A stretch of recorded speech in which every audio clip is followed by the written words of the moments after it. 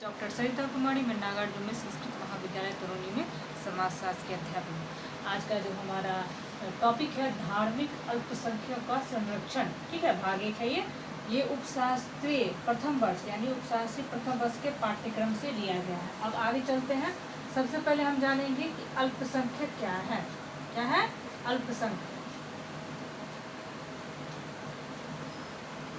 ठीक, क्या है? यहाँ क्या कहता है?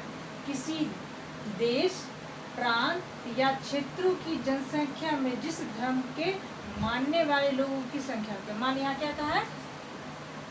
किसी देश, ठीक है, जैसे मान लीजिए हमारा देश भारत, ठीक, क्या है? किसी देश, प्रांत, ठीक है, प्रांत या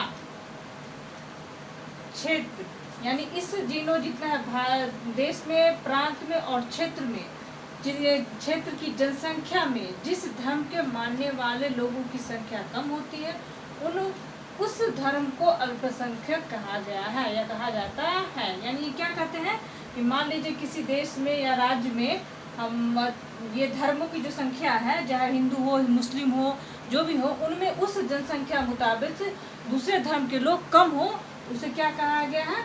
धर्म को अल्पसंख्यक कहा जाता है। यहाँ क्या है? धार्मिक अल्पसंख्यकों के साथ भेदभाव होने की संभावना होती है। अब क्या होता है, जिस राज्य में या जिस देश में अगर कोई धर्म ज़्यादा है और कोई धर्म कम है तो यहाँ भेदभाव होने की संभावना होती है, ठीक है। अब अल्पसंख्यक कहेंगे किसको? क्या है अल्पसंख्यक किसे कहेंगे? तो क्या है? राष्ट्रीय अल्पसंख्यक आयोग, यानी ये जो है राष्ट्रीय अल्पसंख्यक आयोग का अधिनियम है 1992 की धारा C के तहत 6 समुदायों के रूप में अधिसूचना किया गया है। क्या कहा गया? राष्ट्रीय अल्पसंख्यक आयोग की स्थापना की गई, उसके अंतर्गत धारा C जो है तहत 6 समुदायों के रूप में अधिसूचित किया गया कि सिख, ठीक है, यहाँ सिख,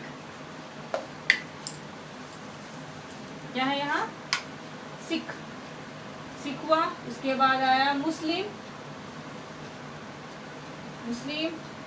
उसके बाद ईसाई, उसके बाद पारसी, सिख, उसके बाद बौद्ध, उसके बाद जैन।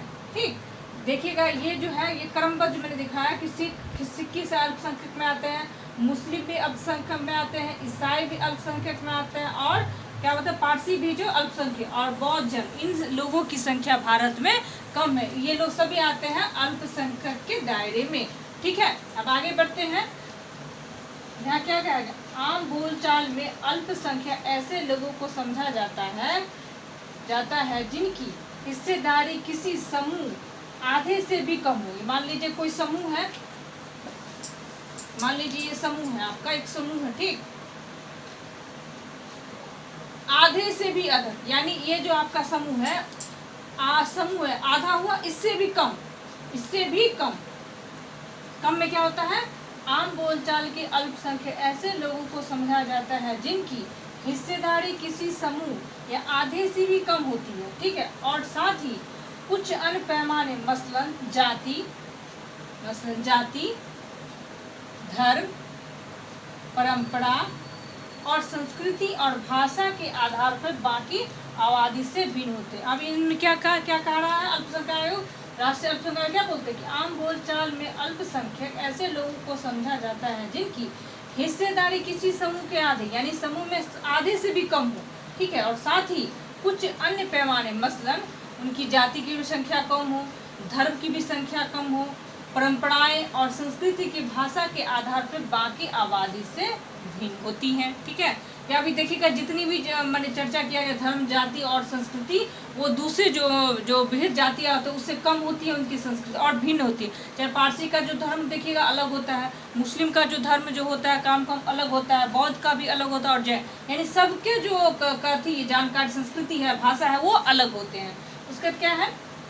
गौरतलब है कि भारत का संविधान कहीं भी अल्पसंख्यक शब्द को परिभाषित नहीं कि अब भारत के संविधान को उल्टाइएगा तो आप पाइएगा कि संविधान में कहीं में भी अल्पसंख्यक का शब्द पे जोड़ नहीं दिया गया, ठीक है, परिभाषित नहीं किया गया, उसके बारे में नहीं बताया गया।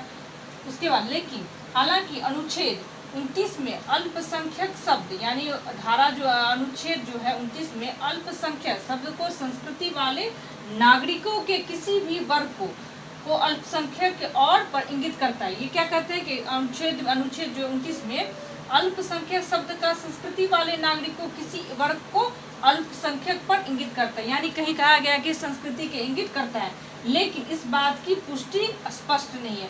ये बात तो कहा गया कहीं पे अल्पसंख्यक के बारे में, लेकिन इस बात की पूरी तरह से पुष्टि नहीं किया गया। ठीक है, आगे बढ़ते हैं। अनुच्छेद 30 में क्या गया? अनुच्छेद 30 में भी अल्पसंख्यक का जिक्र, और इसमें अल्पसंख्यक होने के 2 आधार बताए गए। क्या था? अनुच्छेद जो है, यहाँ देखिए, अनुच्छेद 30 में, ठीक है, 30 में अल्पसंख्यक जो है, अल्पसंख्यक को जिक्र किया गया है, लेकिन अल्पसंख्यक उनको 2 आधार बताए, यानी अल्पसंख्यक होने के 2 आधार। ठीक है, 2 आधार क्या है? पहला क्या है बताया उन्होंने? धार्मिक। पहला क्या बताया उन्होंने? धार्मिक। ठीक है, और दूसरा भाषाई। दूसरा क्या है आपका?